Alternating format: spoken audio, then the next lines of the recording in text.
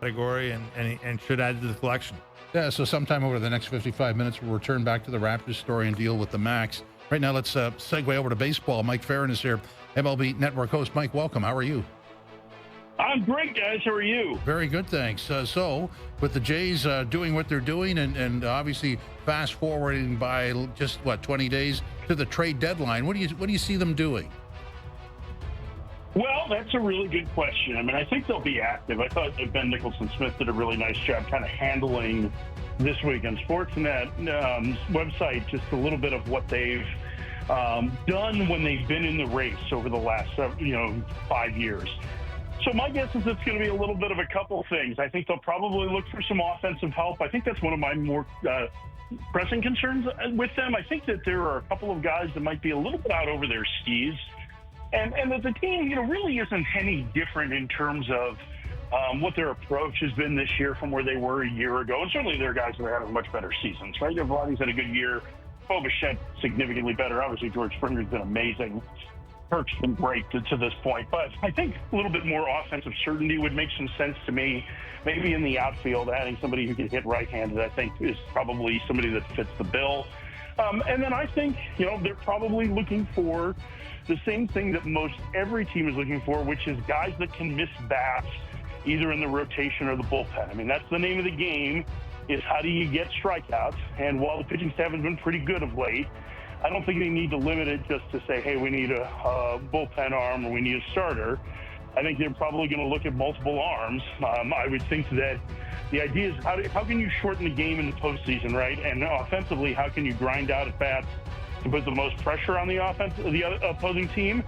And so those will be the goals of what they're trying to achieve at the deadline. And as to who that means, I don't know, because we still don't know who's going to be selling and who's going to be selling what. That's the nature of 40% of the league making the playoffs. Yeah, for sure, Mike. And that really is the tricky equation to crack here between now and July 31st is who will be the buyers, who will be the sellers. And I guess, we've got a lot of time on our hands here, 20-some days until that moment. But, what's your best guess? Like, one team that keeps coming up, because the Jays obviously have ties to them and they have some interesting, intriguing assets, the Cleveland Guardians. Start there. Like, what's your best guess on Cleveland?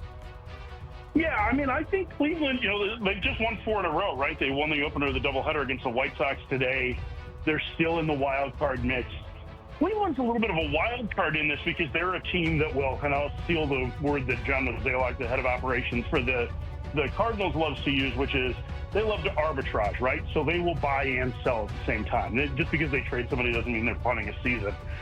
So they could be one of those fits. I would think that there probably is a little bit of bullpen talk. You've started to hear some rumors about Stephen Kwan. I think they're probably less likely to move him. That feels like hey, we're getting ready for another year down the line, because they're really good at having conversations with teams that they pick up further away. But, yeah, I mean, I think there's the possibility of anybody that's on an expiring contract there. And if the Jays were really willing to part with something significant that could help Cleveland in the future, that make their organization better, then maybe they would be willing to talk about Emmanuel Clase. But I wouldn't hold out much hope on that, especially, listen, they're playing the White Sox right now, who are the worst team in the American League. If they sweep that series, all of a sudden they've essentially erased that 10-game losing streak.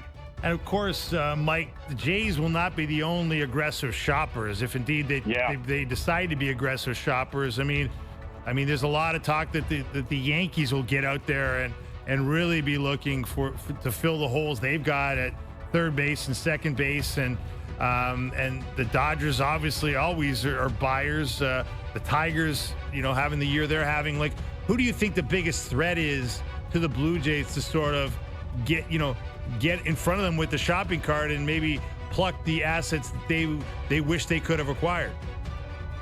Yeah, so it's a good question, because the problem is that not everybody's looking for the same thing, right? So I don't know that the Jays are necessarily looking for third base help in the same way that the Yankees are. And while I think Yankee fans have their hearts set on Eugenio Suarez, I don't know that the Diamondbacks are really willing to trade him yet. They're still, 5.5 games out in the wild card mix, and they feel like they have a talented team even with the injuries that they've had. So, I think the teams that tend to be aggressive, I think Seattle will be aggressive at the deadline. They have a very deep farm system.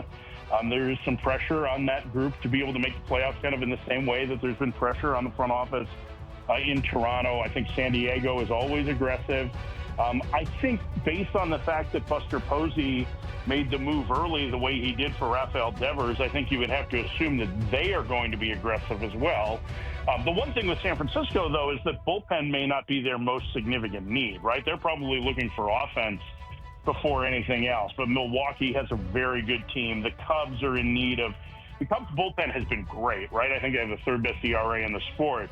But they have like the second or third lowest strikeout rate as a group. So again, another team that's going to be looking for bat missers. And the Phillies will always be aggressive. So, I mean, like, we can go down this list, and the problem is that there's just so many teams that are going to be looking for the same thing, which is strikeouts, ways to shorten the game from the back to the front in the postseason. And there's only a handful of those relievers that we think are going to be available. We don't even know if they're going to be available. Yeah, and I guess the relevant point is the number of teams that would be selling. So you're talking about, Baltimore, Oakland, and Chicago in the American League and in the National League, from Miami down, which is what, 5 teams. I mean, that's an 8-team market. How busy do you think this trade deadline's going to be? Yeah, I think it remains to be seen, and I wouldn't even count on Baltimore in that either, because they're 6.5 games out of a wild card spot right now, right? So yeah. I know they traded Brian Baker yesterday, but I don't know that you can look at this as traditional buyers or sellers. And so I've told this story, I think, frequently in the last couple of weeks in interviews, just because I think it's super relevant. I was talking to a GM about this a number of years ago, about the trade deadline and what he wanted to do. And he said, if you think about it, there's really only 2 windows for us to improve our organization with external additions. It's the off season, and it's that run up to the trade deadline, right? So I think if you look at it from that standpoint, there are some teams that would fit the mold of buyers and sellers at the same time. I know we talked about Cleveland like that, but let's say Arizona were to move a player or 2. Well, they also want to win. They have 2 superstar players that are under long-term control, in Ketel Marte and Corbin Carroll, and they have 2 key starting pitchers that are free agents after this year. So they may be buying as well. Cincinnati is a team that has bought and sold at the same time too. And those teams that you mentioned, like the Miamis, the Atlantas, the Washingtons, the Pittsburghs, certainly the Colorados, there may be a separate category. They don't have that many players that are super attractive to be able to acquire. And I put Colorado in a separate category because they just have never really done anything at the trade deadline. I mean, they have been, despite rumors upon rumors upon rumors for the last 5 years, they've mostly stood pat. Now, they swear that this time is going to be different, but I don't know if you guys were